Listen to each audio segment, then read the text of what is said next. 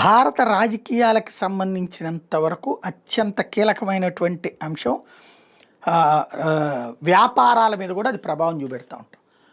వ్యాపారస్తుల మీద రాజకీయ ఒత్తిళ్ళు ఉంటాయి. అది ఏ రకం వ్యాపారం, విద్య, వైద్యం, ఏదైనా సరే.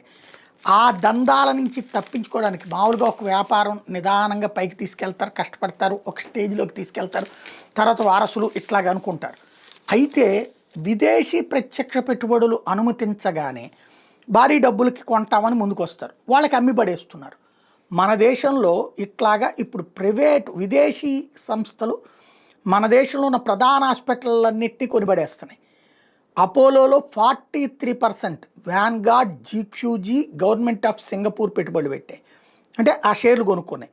మ్యాక్స్ హెల్త్ కేర్ వాళ్ళ దాంట్లో 45% కేకేఆర్ పార్ట్నర్స్ గ్రూపు పెట్టుకున్నారు. హెల్త్ కేర్ గ్లోబల్లో 60% సివిసి క్యాపిటల్ వాళ్ళు కొనుక్కున్నారు. ఫోర్టిస్ హెల్త్ కేర్ దాంట్లో 57%, ఐహెచ్హెచ్ హెల్త్ కేరు మలేషియా వాళ్ళు కొనుక్కున్నారు. కేర్ హాస్పిటల్స్లో 73% బ్లాక్ స్టోన్ వాళ్ళు కొనుక్కున్నారు.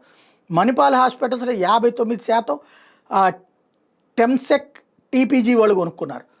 ఇక వీళ్ళు డిసైడ్ చేస్తారు మనకు కనుక రోగాలు వస్తే ట్రీట్మెంట్. అది ఎప్పుడైతే విదేశీ కంపెనీలు కొంటాయో వాళ్ళు లాభం చూసుకుంటారు తప్పించి సంక్షేమం ఎవరిది చూడరు. అది గుర్తుపెట్టుకోవాల్సింది.